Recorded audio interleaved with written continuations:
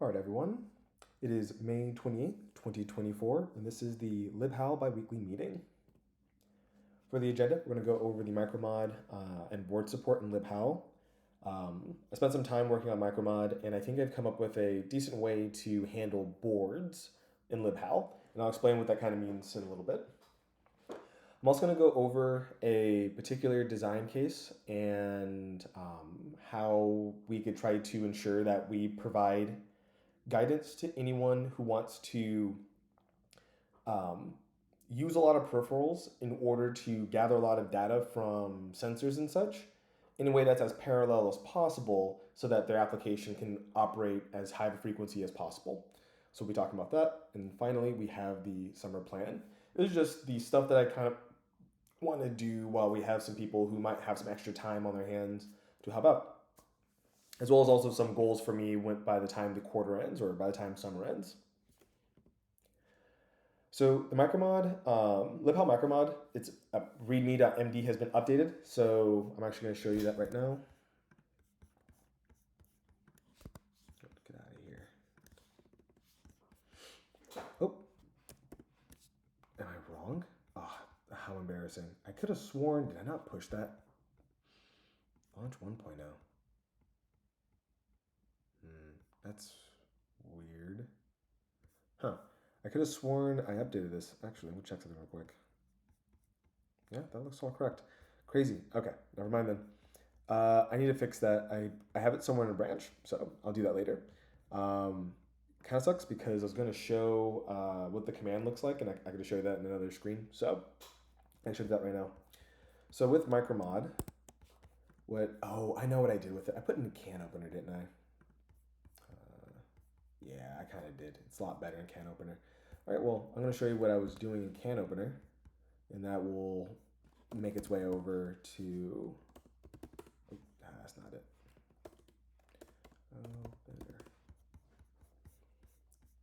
So this just goes through and explains how to use the what the application can opener is and what things it needs for micromod in order to work appropriately, which is can, LED, console, uptime, clock, and reset. If your micromod supports those things, then you can use, then this should just build for you. Here it goes over how to install the micromod profiles. It just has the commands for you, and then also how to install the compiler profile. And then we want to actually build the application for, let's say, the STM32F1 micromod v4. You would just do Conan build dot, you put in the micromod, and then you put in the compiler you want it for. Same thing with LPC 40 v5. And then also have the commands here for how to flash. My goal for micromod is to actually have the same kind of information on the README so that it's easier for people to get started with it, besides the things that are application specific like this stuff here. Yeah, so there's that. Now, here's the thing. What if we had multiple boards that are STM32F1, or let's say there is a, I should put this. Basically, there could be reasons for different mappings for a particular micromod. For example, if we had just mod STM32F1 and just say, oh yeah, this is just the profile used for all of them, well, if we ever remap any of the pins between them, then that wouldn't really map correctly. For example, if G0 was some pin like B3 and then later becomes A2, that's something that you would want to account for. So what this does is the profile name is just mod for micromod, short for micromod, the name of the chip that's on there, and then before, if there's another chip that's similar, we might give it a different name. For example, let's say SparkFun comes out with their own version of the same type of board. We might put mod dash SparkFun dash STM32F1 dash something. Bit of a long name, I know. It might be kind of a requirement because we have to kind of qualify these things.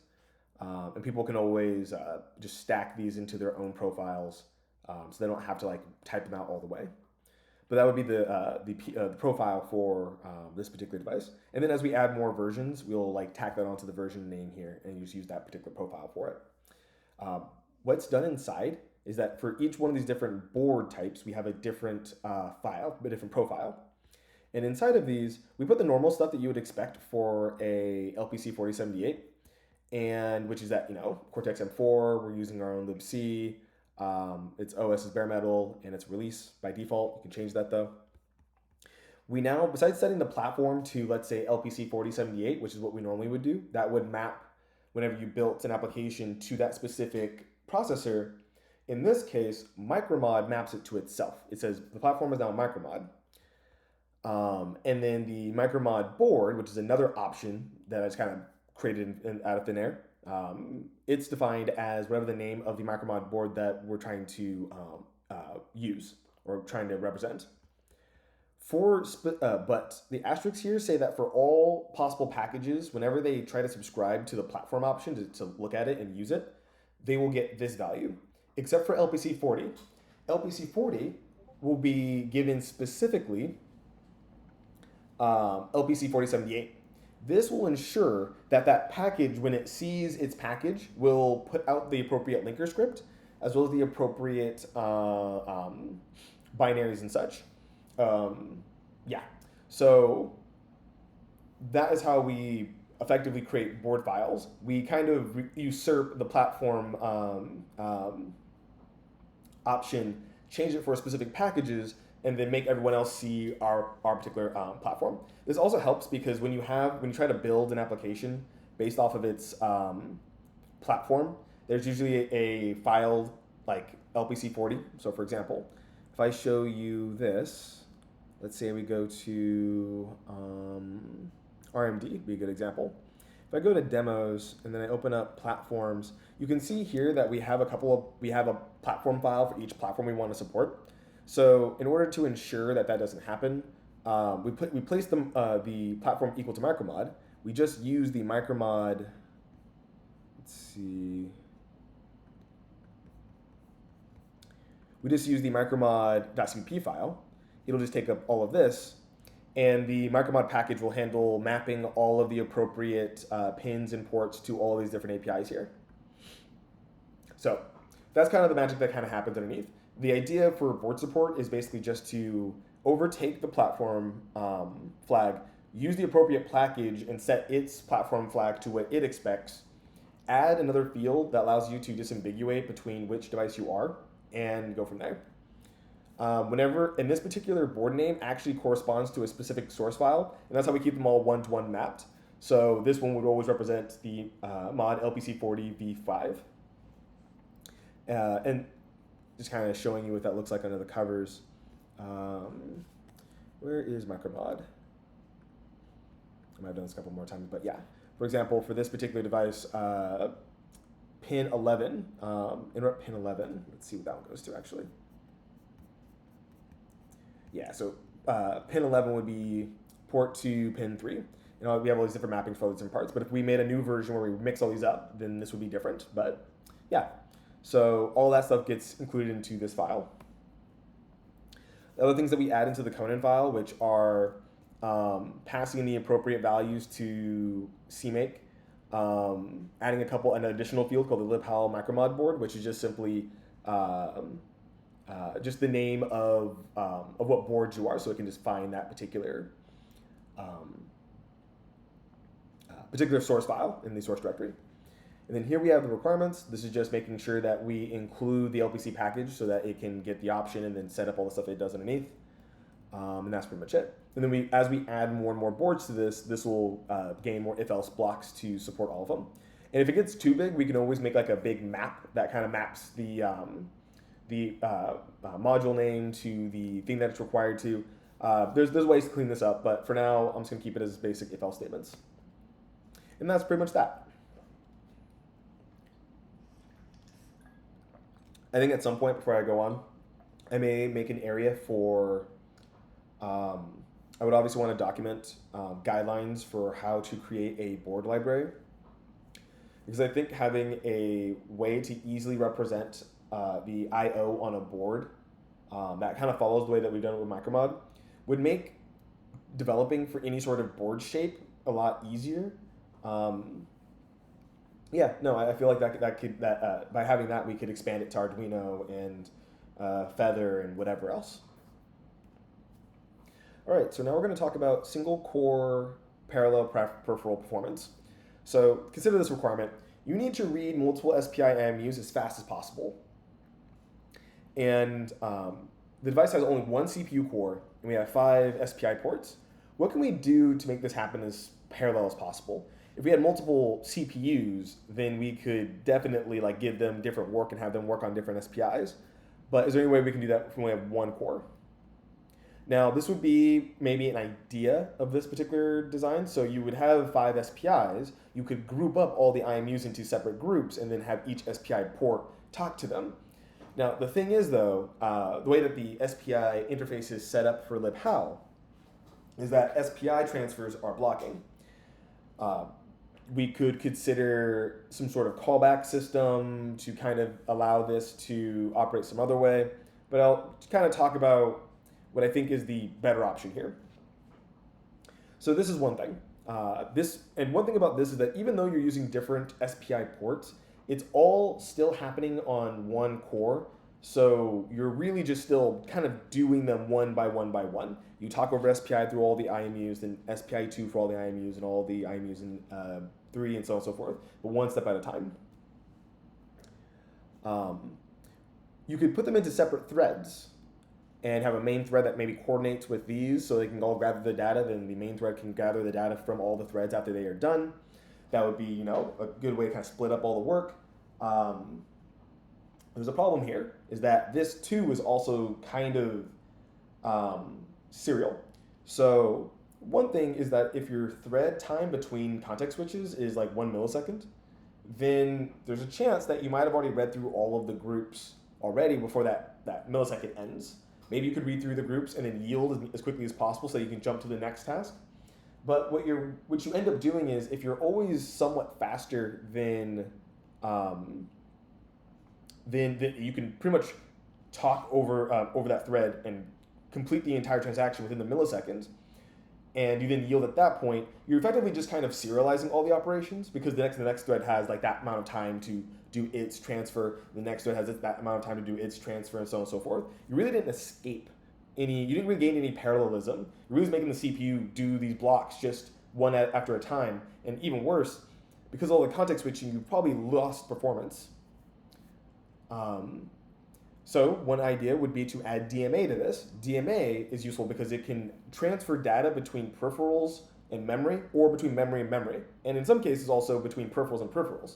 So you can set up different peripherals to take data from one area and place it into another area without bothering the CPU. Now, technically, that's not 100% true. The DMA will still, if it accesses memory that the CPU is trying to access on the same bus, then they will halt for a bit until the other thing is finished.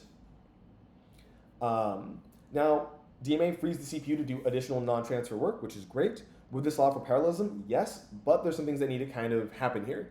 So the DMA controller typically has an interrupt on completion, which is useful. So that means that there's a potential to have the thread block and then unlock itself after some sort of completion. So here's what I think can be done with this setup. So the idea here is that we have SPI. Each one's SPI implementations uses DMA. We would need to transfer into them some sort of information about some means to block itself. So let's say that the SPI driver has initiated the transfer. Once it initiates the transfer, it pretty much has to wait for the interrupt to come by to tell it, hey, you're finished. Once it starts to transfer, it will call some function, and we're going to call that function like yield, or yield.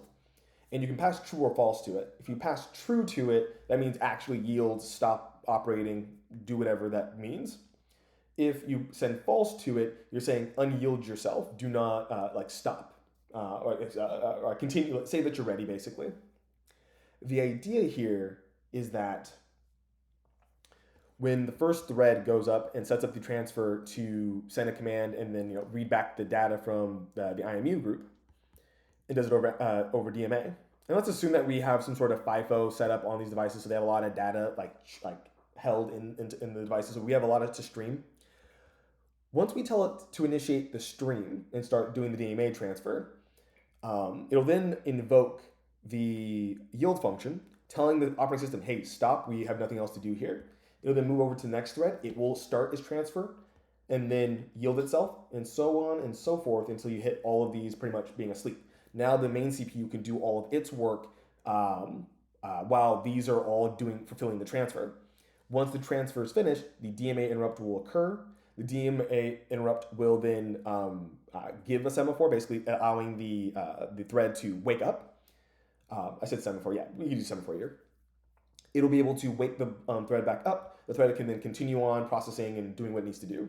And that can happen for all of these, and that will be completely in parallel. So this all kind of comes down to the fact that in order to get a benefit from using multiple of a single port, in order to get some parallelism, you need to have DMA and you need to have some sort of thread support. Technically, you could potentially do this with, well, not with the way that libhal set up, but yeah, that's how you would want to do it. Create a separate thread for each one of these different streams, let them do the work from there. And the way I could kind of imagine this coming and being written up is you have some way to create a semaphore. Then you create your DMA SPI object SPI1. You tell it which SPI you want it to be. And then you can give it a lambda that knows about the semaphore and has a little input function for should it yield. And if it should, then you take the semaphore. And if it shouldn't be yielded, then it should give from an ISR. My expectation is that since the interrupt from the DMA will be the thing that continues this thing, if your operating system has separated ISR and non-ISR OS primitive operation functions, then use the non-ISR one, the ISR one where you're yielding, relieving the yield. And that would be the idea, is that you design this into whatever system you have, and this would allow you to stop whatever thread is currently operating whenever you do one of these transfers, so that the time can be given back to other threads. Yeah, it doesn't require any change in the libhal APIs. I was considering if maybe this situation, this particular use case, would cause some type of changes. I thought I'd already thought about it, and I think we're in a good spot here. So that's pretty much it. And technically, like, there's a way to make this work with like coroutines. You would probably put like a co-await here, although I need to check whether or not you can pass that through HAL callback. You might not be able to, so that'd be a thing. And I think event loop type setups could do stuff with this as well, so it's not like it's too crazy. So yeah, that's the single core parallel peripheral performance kind of discussion. This is one of the things that I want to document somewhere in our docs, so that if anyone is looking for guidelines on how to do certain things, they could see this, see how we explain it, how to use it, and then be able to do it. Oh, and also, Gene is working on a project that's pretty much doing this exact type of thing. So this is actually inspiration to get free RTOS operating. So I haven't put any effort into it because we haven't needed it, and I guess it's now time to kind of put some effort into it.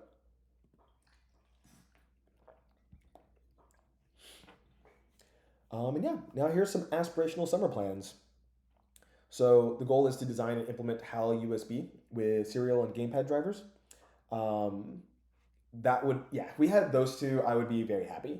I think the obvious next one would be like a keyboard, but I think that having serial and gamepad would be a really good starting point. I think one, it's useful for a variety of different use cases, especially for the robotics team, and it'd be a good starting point. I also want to see if we can get a first iteration of HAL display working. I think that would be great. Yeah, just to like, there's the two interfaces, or the set of, we have like a number of interfaces that we're considering and working on, but having just one of them implemented and doing the thing would be good. Another thing would be getting can opener fully functional. I don't have any doubt in my mind that that'll happen. Might not support all of the documented commands, but we'll support all the ones that matter for most use cases. The next, we will solve the math problems for near point search algorithm. So this is the first time I'm really talking about the new name for the exception algorithm that I came up with, or yeah. I'm calling it near point. The idea is that the algorithm, or the algorithm or equation basically sends you directly to where your exception index should be, or at least really close to the neighborhood. And you should be at worst maybe a few, one to two, if I want to be specific. Uh, I want to see if I can try to get it within three or within like I think four or two within two entries, because I think at that point you are likely to always be within a cache line of entries around each other, and that way you would only really need to do a cache miss once, and at worst case twice, but in general it would be only once. So with exception handling, I've said this before, but I'll say it again. You normally, in order to figure out where you are in the code and know how to unwind a particular function, you have to consult the you have to consult the exception index. And normally it's binary. A binary search is performed in order to get to the appropriate location. This will allow us to just simply jump straight to that location using some equation that maps you to that location. And that's provided that you've sorted the functions.